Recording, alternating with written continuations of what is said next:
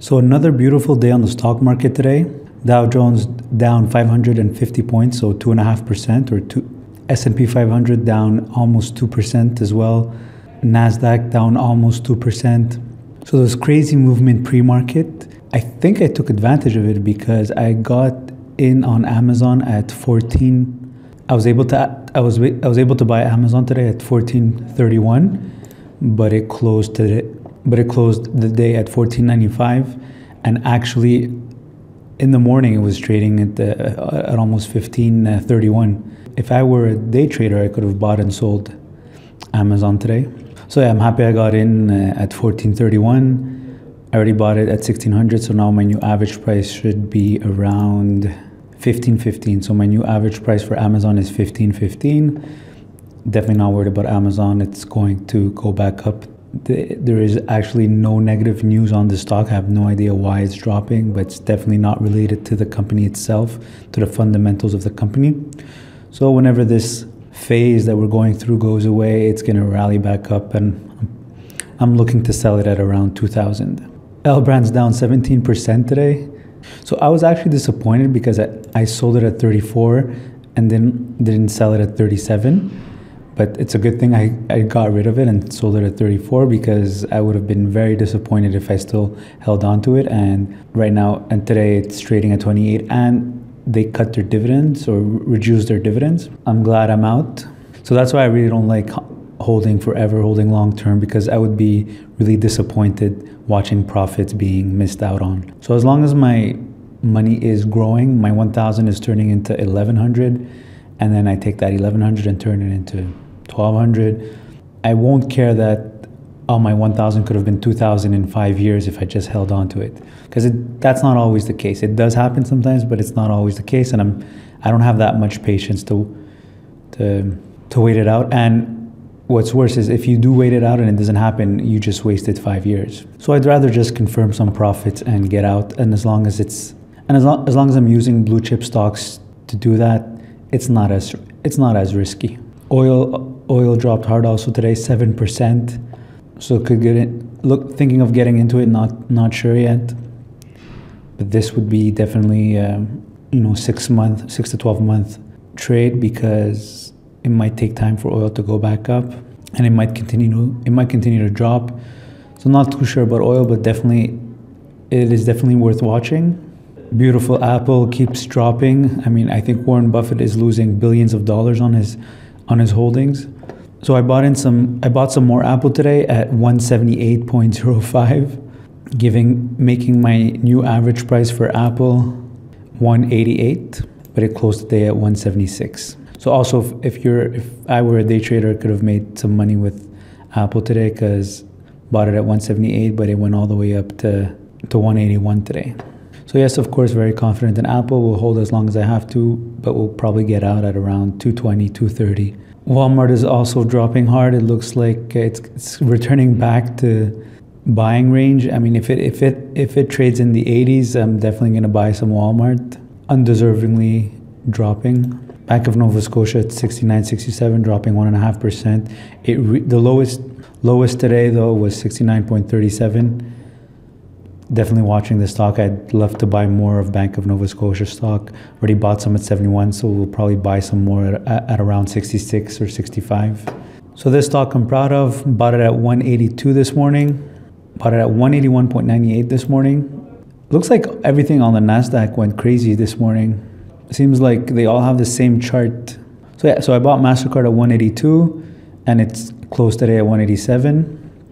I think the high today was actually 188. So once again, if I were a day trader, could have bought and sold this stock.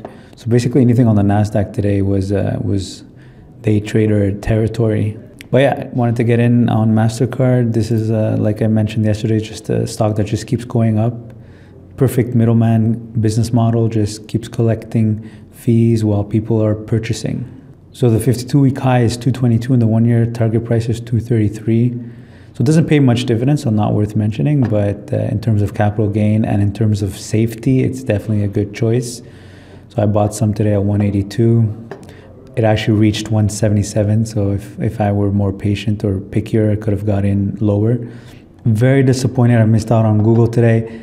I had an order at 1,000, and I was watching it pre-market, and I saw it trading 995 pre-market, so I changed it to 996 pre-market. I changed it to 996, and when the market opened, it only reached 996.02.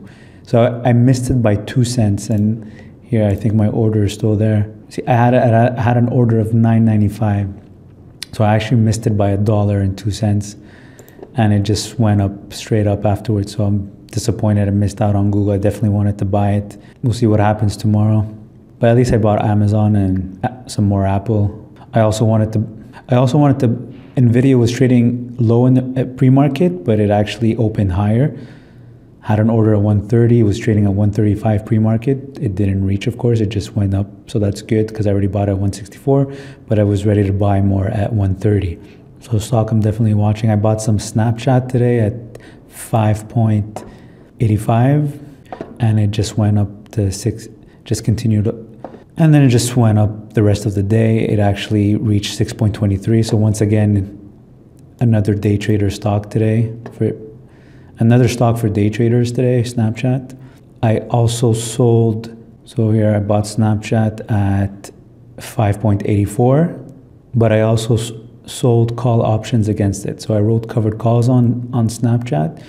So because I have 200 shares, I was able to sell 2 option contracts, but I sold the expiry date in 2 years, so January 15, 2021, and I sold the strike price of 7, and I sold it for 189. So I actually collected, as you can see under executions, I actually collected $378 today from Snapchat by selling the covered calls.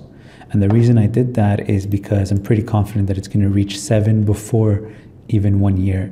So I don't have to, so technically, theoretically, by doing this, I can't do anything to the stock for 2 years. So I have to hold the shares for 2 years, because anytime between now and expiry date, which is January 15, 2021, if the stock reaches 7, then someone's going to buy it off me automatically. I'm going to have to sell the shares automatically at 7.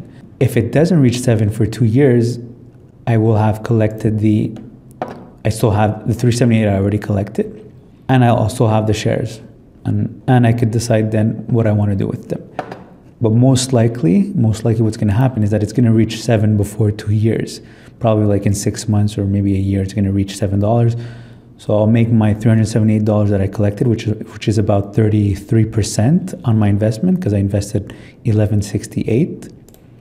So 378 divided by 1168. So I made 32% from selling covered calls today. And whenever it reaches 7, I'm going to make another 16%. Now, the risk with all that is I could probably hold Snapchat for 2, 3, 5 years, and it could reach 12 or even 20 or even higher. So that's the risk with selling covered calls, is that you could miss out on potential gains. But I'd rather miss out on potential gains. I'd rather confirm certain profits, confirmed profits, than for the potential to make double or triple with the risk of not making it. But I'm pretty confident that in 6 months it's going to reach $7, and because it's very volatile, especially it's a recent IPO. So these new social media stocks are always a little bit volatile at the beginning. So I think it has a good chance of reaching 7. Might drop again after that, but it's got a good chance of reaching 7. So at least I made 32% easily. Worst case scenario is that I will have made 32% in 2 years, and I still own the shares. So that's like 15% a year, which is an okay return for me. So that's why I sold covered calls for 2 years on that stock. So I'm definitely keeping my eye open on Square. I put an order today at 50. It traded today between 55 and 63. So this is a stock that has a 52-week high of 100. So it's got good. I think when it went up to 100, it just grew too fast. Eventually, it's going to go back to 100 for sure. But I still don't feel comfortable buying it in the 60s. I'd feel more comfortable buying it at 50 just to be on the safe side. It's got a 1-year target price of 85, so it doesn't even have a 1-year target price of 100. But I like the product, I like the service, so I have confidence in the company. But it's just a matter of, do investors have confidence in the company? Because obviously the company's performance has nothing to do with the stock price. It's not, unfortunately, it's not directly correlated, especially these days. But of course, if you buy a good company, you have a better chance that the stock price moves up over time. So yeah, so this was my update on the stock market today and how I made 32% on Snapchat today just by selling covered calls. So yeah, so even if Snapchat goes to zero, I will still have collected $378. So on my 1168 investment, I pretty much guaranteed myself that's the maximum. The maximum I could lose is 1168 minus 378. So the maximum I could lose is $790.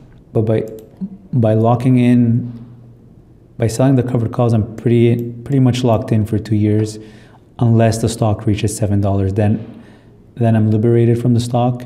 So it can reach $7 between. Now, hopefully, it does not take 2 years to reach $7, because it's not going to be because then it's going to be annoying.